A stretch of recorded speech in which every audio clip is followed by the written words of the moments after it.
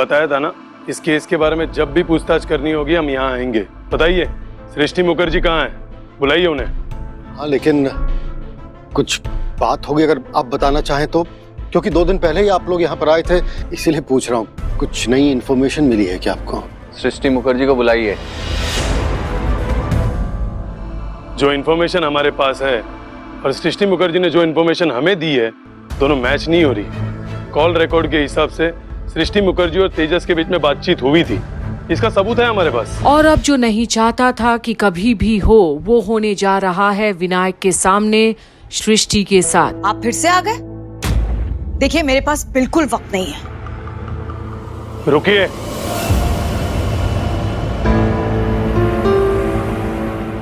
सृष्टि मुखर्जी आपको हमारे साथ चलना पड़ेगा। चलना पड़ेगा मतलब? कहाँ चलना पड़ेगा? आपको पता नहीं आप किससे बात कर रहे हैं? यस ऑफ कोर्स, नहीं जानने लायक बात तो नहीं है ये। आप सृष्टि मुखर्जी है और नाचती वगैरह है। Shut up! आप मेरी इंसल्ट कर रहे हैं। नाचती वगैरह मतलब क्या? सिर्फ नाचती नहीं है आप, और भी बहुत कुछ नचाती है आप। मेरा मतलब ये है कि आप बहुत बड़ी ट्रेनर है, ये बात तो जानती है ना आप। ट्रेनर से भी बढ़कर एक बड़ा ट्रेनर होता है, इसलिए आपको हमारे साथ पुलिस स्टेशन चलना होगा। और हमें ये जानना है कि आपके और तेजस के बीच में कॉन्वर्सेशन हुआ था, तो आपने हमसे झूठ क्यों बोला? अगर मेरे और तेजस के बीच में बात हुई भी होगी तो इससे ये तो साबित नहीं होता कि झनक का खून मैंने किया है। इससे क्या साबित होता है? ये हमारा काम है, आपका नहीं।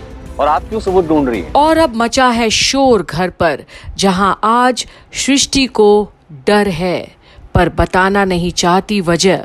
और अब विनायक आता है बीच बचाव में। देखो सृष्टि, अब भी वक्त है, सच सच बता दो। क्या सच विनायक? मैंने सब सच बोल दिया है। मैंने झनक का मर्डर नहीं किया, मुझे कुछ भी पता नहीं। हो सकता है कि आपने जनक को मारा ना हो, लेकिन उसके मारने के प्लानिंग में आप 100% शामिल थी।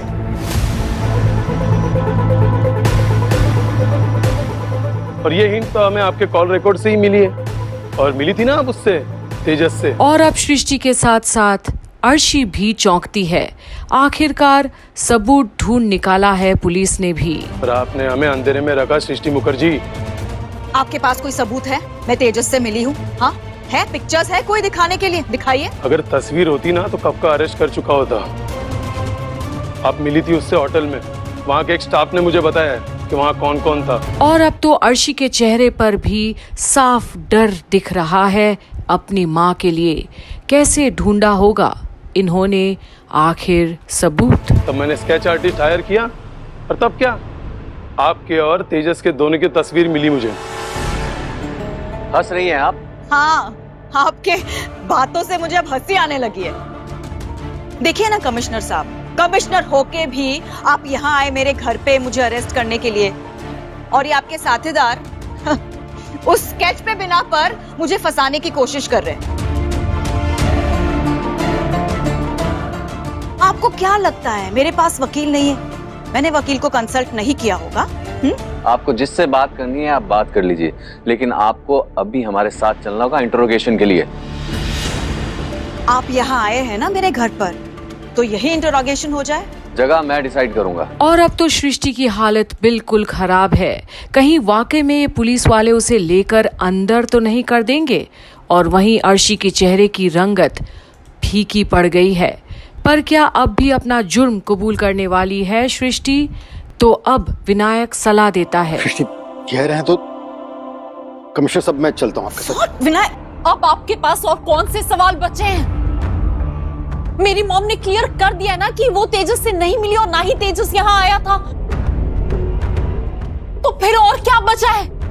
हाँ, अगर आप इससे उल्टा साबित करना चाहते हैं तो शौक से करिए, लेकिन आपके पास इससे ज्यादा और कुछ नहीं है साबित करने को। देखिए फिलहाल के लिए हम आपको इस मैटर से दूर रख रहे हैं, और हम आपका फोन भी सीज नहीं कर रहे। लेकिन आपकी बात आपकी माँ से हुई थी, और आप दोनों के बीच में कॉन्वर्सेशन हुआ है, तो उसकी रिकॉर्डिंग भी है हमारे पास, लेकिन कोई क्लू नहीं है।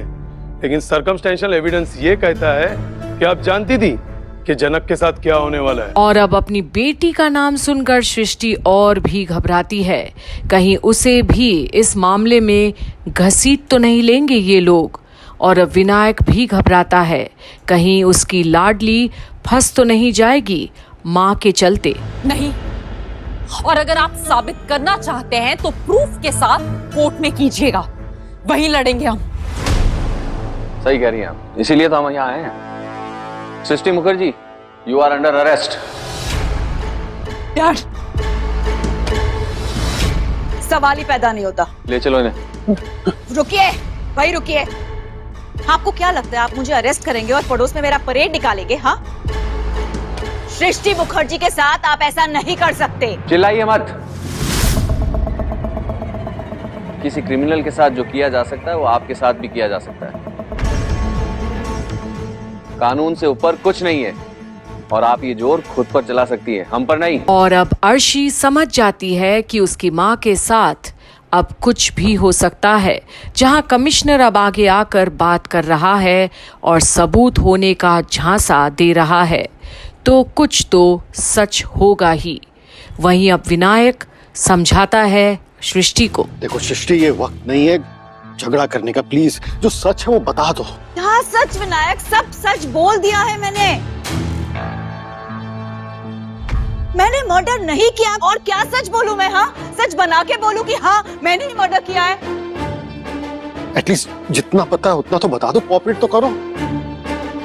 देखिए, आप मेरी मॉम को अरेस्ट नहीं कर सकते। मैं जानता हूं मैं क्या कर सकता हूं और क्या नहीं। तो अब आगे देखना ना भूलिएगा कि आखिर क्या होता है। अब जहां आज कानून के आगे अब जब सृष्टि का भी कुछ नहीं चलता, क्योंकि कानून से ऊपर कुछ भी नहीं, सृष्टि मुखर्जी तो बिल्कुल भी नहीं।